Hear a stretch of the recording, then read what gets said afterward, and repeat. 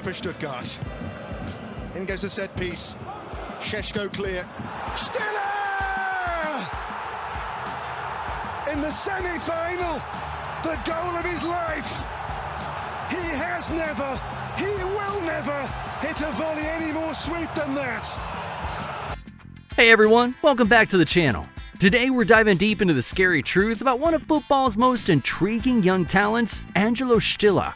You might have heard his name buzzing around recently, especially with Toni Kroos himself suggesting Real Madrid take a closer look at him. But there's so much more to Angelo than meets the eye, from his early struggles to the challenges he faced and the huge expectations that come with being dubbed the mini Toni Kroos. So stick around as we unpack his journey from humble beginnings to potentially becoming one of the greatest midfielders Germany has ever produced. First off, let's get a snapshot of where Angelo stands today. As of the 2024-25 season, he's been a key figure for VfB Stuttgart, making 39 appearances across all competitions. In the Bundesliga, he played 26 matches, scoring 1 goal and providing 5 assists. In the UEFA Champions League, he featured in 8 games, netting 1 goal. Additionally, he contributed in the DFB Pokal with 4 appearances and 1 goal, and played in the DFL Super Cup. On the international stage, Angelo has earned 4 caps for the German national team, showcasing his growing importance in the squad. But these numbers barely scratch the surface of what Angelo represents. The buzz around him isn't just because of stats. It's his style, vision, and composure on the ball that have caught the attention of legends like Kroos. Before we dive deeper, smash that like button if you're already impressed with Stiller's incredible journey and accomplishments. And don't forget to hit the notification bell to stay updated with more content about football's rising stars. Your support helps us make more content like this. But we're lucky to have you along for this season. Marley put past his own goalkeeper. Through now, they seem to be almost out the other side, still undefeated. Stuttgart with the job. Anton wrapped up in one another. Anton got the header! Now, here's something most people don't know. Angelo's path to football stardom wasn't handed to him on a silver platter. Growing up in Munich, he faced the kind of struggles that often shape a player's character off the pitch before they even touch the ball. From dealing with financial hardships to fighting through self-doubt and skepticism about his physical stature, Angelo had to work harder than most. He didn't have the luxury of fancy training academies or star-studded youth teams. Instead, his early days were spent on gritty neighborhood pitches, learning the game the hard way through sheer determination and a relentless work ethic. This resilience became his foundation, the core of his development. It's no coincidence that players with tough beginnings often have a mental edge when it comes to pressure and expectations, something Angelo carries with him every time he steps onto the field. Moving forward from those tough early days, Angelo's football journey began seriously at TSV Milbertshofen, before being spotted by Bayern Munich scouts and joining their youth academy at the age of 9. Here, his talent really started to shine through, especially his tactical intelligence and ability to control the midfield, traits that would later draw comparisons to Toni Kroos. Coaches noted his calmness under pressure, his crisp passing, and his knack for breaking down opposition plays with ease. It was clear early on that Angelo wasn't just another midfielder, he was a natural playmaker in the making. However, just like any rising star, he faced some hurdles. There were doubts about whether his style would translate to top-tier football, and whether he had the physicality and endurance to compete at the highest level. But Angelo pushed through, steadily climbing the ranks. And here's where things got really interesting. Toni Kroos, one of the finest midfielders of his generation, reportedly recommended Angelo to Real Madrid. Why? What makes Angelo stand out in such a crowded field of talent? Well, it's not just his skills on the ball, but his footballing IQ. Like Kroos, Angelo reads the game several steps ahead. He's disciplined, versatile, and possesses a rare blend of creativity and defensive grit. His ability to switch play, control tempo, and find teammates in tight spaces is exactly what a club like Real Madrid needs to strengthen its midfield. And in a team that's constantly chasing silverware, having a player who can seamlessly orchestrate play while maintaining defensive responsibilities is invaluable. And Angelo's style fits perfectly into that mold.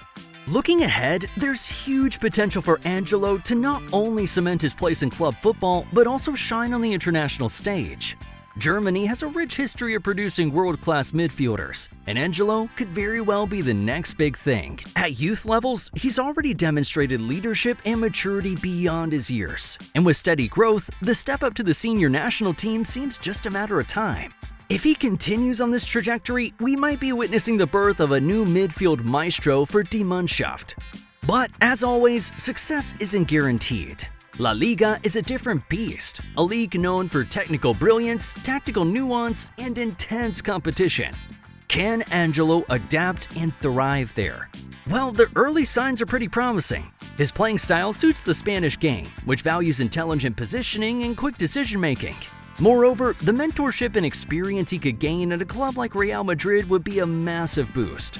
However, the pressure to perform week in and week out in front of millions is immense, and with fans and critics watching closely, every mistake could be magnified.